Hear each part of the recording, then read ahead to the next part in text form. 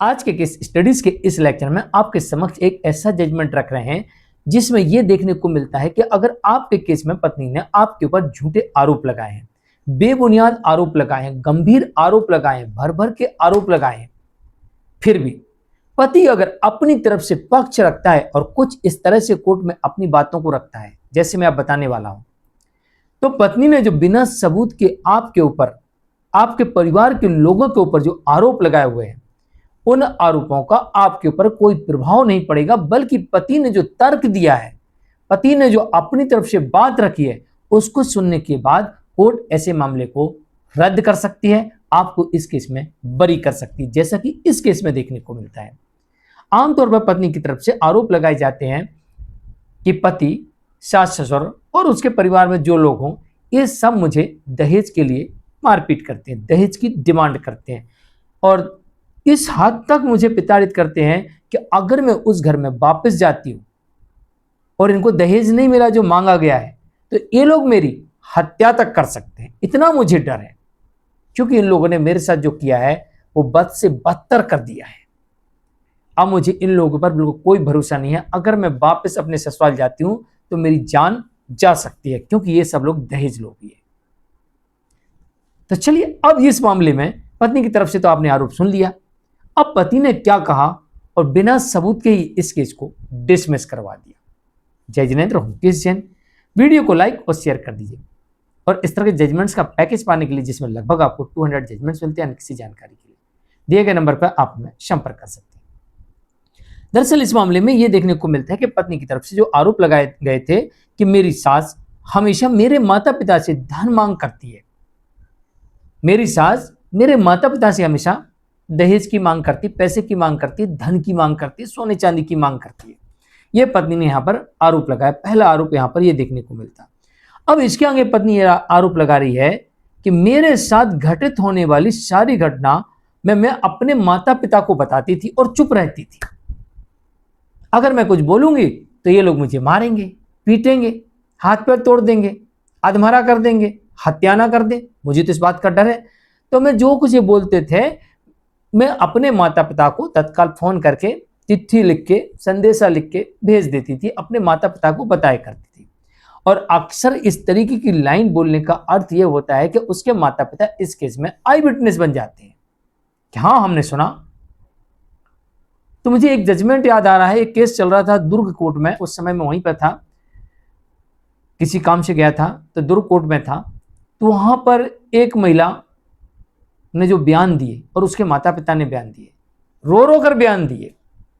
बेटी ने सारी बात बताई और माता पिता ने बताया कि मेरी बेटी ने मुझको ऐसा बताया, जैसा कि इस केस में देखने को मिल रहा है कि पत्नी सारी जानकारी अपने माता पिता को दिया करती थी कि मेरे साथ यहां पर क्या क्या घटित हो रहा है। अब इसके आगे पत्नी ने यह भी आरोप लगाया कि मेरे माता पिता जो मुझे खर्चे के लिए पैसे देते थे थोड़ा बहुत, वो भी मैं अपने ससुराल वालों को दे दिया करती थी, या मैं जो कमाती थी उसमें से भी अपने ससुराल वालों को कभी कभी दे दिया करती थी। ये भी बता रही इसमें। अब आगे कहती है कि मैं उनसे कहा करती थी कि अब क्यों मैं अपने माता पिता से रुपए की मांग करूं।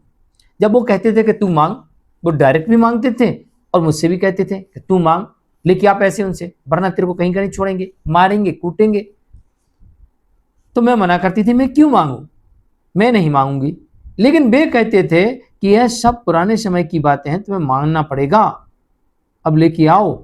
और अगर 1.5 से 2 लाख रुपए की एफडी अपने माता पिता से तुमने नहीं करवाई अपने नाम से, पैसा तुम्हारे माता पिता देंगे 1.5 से 2 लाख रुपए, उसकी एफडी करवानी है तो अपने नाम से करवाओ, भला ही किसी के नाम से नहीं करवाओ, लेकिन पैसा लेके आओ, इस घर में एफडी बनना चाहिए। ऐसा पत्नी ने यहां पर आरोप लगाया। अब यहां पर पत्नी यह भी कहती है कि जो मेरे नाम से प्रॉपर्टी है मायके की, वो ये लोग कहते हैं कि वो मेरे नाम से करो, यानी पति कहता है, ससुर कहते हैं कि मेरे नाम से करो। अगर इस घर में रहना है तो जो मायके की प्रॉपर्टी है तुम्हारे हिस्से की, वो यहां लेके आओ, हम लोगों के नाम से करो, या तो बेचो उसको, पैसे लेके आओ, या वो प्रॉपर्टी हम लोगों के नाम से करो। ये भी पत्नी आरोप लगा रही है। ये काफी गंभीर आरोप है और इसमें गवाह भी उसके माता पिता है। अब वो कहती है कि अब मैं उस घर में नहीं जाऊंगी, अगर मैं गई तो मुझे आशंका है कि ये लोग मेरे साथ मानसिक या शारीरिक क्रूरता करेंगे, मुझे प्रताड़ित करेंगे, मारेंगे, पीटेंगे, परेशान करेंगे, भूखा रखेंगे, खाना नहीं देंगे, जूठन देंगे, मेरी हत्या ना कर दें, हाथ पैर न तोड़ दें। तो मुझे आशंका है मैं उस घर में नहीं जाऊंगी, और ज्यादा दहेज मांगेंगे क्योंकि ये तो दहेज लोभी है। ऐसा पत्नी इस केस में आरोप लगा रही थी। अब बारी आती है पति की। अब पति यहां पर कोर्ट ये अपनी तरफ से पक्ष रखता है पति, तो इस केस में यह देखने को मिलता है कि पत्नी एक स्कूल में टीचर है, इसलिए मैंने कहा कि वो अपने पैसे कभी कभी दिया करती थी। टीचर है, स्वाभाविक है कि जिसकी पत्नी टीचर होगी तो कभी कभी जरूरत पड़ती होगी, मांग लेते होंगे लाभ देना घर खर्च के लिए, किसी काम के लिए। तो एक जजमेंट ऐसा भी देखने को मिला था कि जिस घर में पत्नी कमाती हो और अगर पति को किसी काम के लिए, परिवार वालों को किसी काम के लिए पैसे की आवश्यकता है, तो वो अपनी पत्नी से, अपने परिवार के मेंबर होने के नाते उससे पैसा मांग सकते हैं। ये कोई अपराध नहीं है। यहां पर भी पत्नी कबूल कर रही, मैं कभी कभी दिया करती थी उनको पैसे, फिर भी इनकी डिमांड कम नहीं हो रही थी। तो पत्नी इस मामले में टीचर थी और जो पति है वो एक डॉक्टर है। अब कोर्ट ये कह रही इस मामले में कि पत्नी ने दहेज मांगने की बात तो कही है, लेकिन इस मामले में कोई भी ऐसा उल्लेख नहीं मिल रहा है कि जिससे साबित होता हो कि दहेज मांगती थी। यानी कहीं से कहीं एक लिंक जोड़ना पड़ेगी कि भैया मांगते कैसे थे, किस कारण से मांगते थे, क्या वजह थी। अरे भाई पत्नी कमा रही है, पति इस मामले में डॉक्टर है, तो स्वाभाविक है भाई, एक डॉक्टर है, बुद्धिमान व्यक्ति है, इतना पैसा छाप रहा फिर भी कह रहा अपनी पत्नी से जाओ मायके से लेके आओ। तो यहां पर यह बात हजम नहीं हो रही है। अब यहां पर यह बात भी कोर्ट ने देखा कि हाँ पति एक डॉक्टर है, उसकी इच्छा हो सकती है कि उसकी पत्नी उसे पैसा दे, उसके पास बहुत पैसा हो, स्वाभाविक है कोई व्यक्ति हो, हर किसी की इच्छा होती है कि उसके पास पैसा हो। लेकिन कोर्ट ने इस मामले में माना कि पत्नी भी कमा रही, पति भी कमा रहा, बढ़िया संपन्न परिवार है, पति एक डॉक्टर है, पैसे की कोई कमी नहीं है। तो फिर यहां पर जो बात कही जा रही 1.5-2 लाख रुपए की एफडी की, इसकी डिमांड कर रहे हैं, तो कहीं ना कहीं ये बात हजम नहीं होती।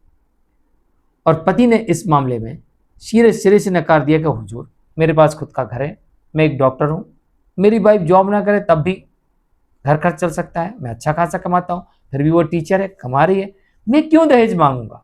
और दहेज मांगने का कोई आई विटनेस है क्या? नहीं है। कोई वीडियो है क्या? नहीं है।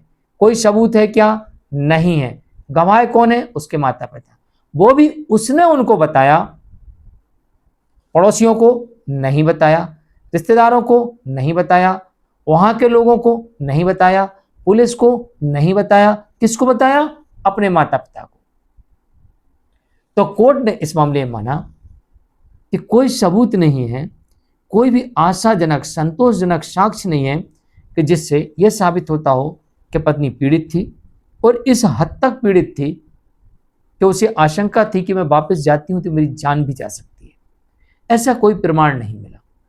अगर मारा जाता, पीटा जाता तो कोई मेडिकल रिपोर्ट हो। स्वास्थ्य खराब हो सकता है भाई, भूखा रखोगे, मारोगे, पीटोगे, टेंशन दोगे, डिप्रेशन में चला जाएगा व्यक्ति, हेल्थ खराब हो जाएगी, सूख के काटा हो जाएगा, जॉब नहीं कर पाएगा। लेकिन जॉब में कोई कमी नहीं, परफेक्ट चल रहा था, कोई गलती नहीं, स्वास्थ्य के प्रति कोई लापरवाही नहीं, परफेक्ट बॉडी फिट थी, शरीर पर कोई चोट का निशान नहीं, दहेज मांगने का कोई सबूत नहीं, प्रताड़ित करने का कोई सबूत नहीं, और आस पड़ोस के लोगों से कोई भी किसी व्यक्ति को इस केस में आई विटनेस नहीं बनाया गया। और इस कारण से यहां पर पत्नी केस हार जाती है और पति एक केस जीत जाता है और एक केस डिसमिस हो जाता है। कई तरीके से कोर्ट लिंक जोड़ने का प्रयास करती है ऐसे केसेस में जहां पर कोई सबूत ना हो। इस बात का ध्यान रखिएगा। मैं हूं मुकेश जैन, आज के लिए इतना ही। नमस्कार।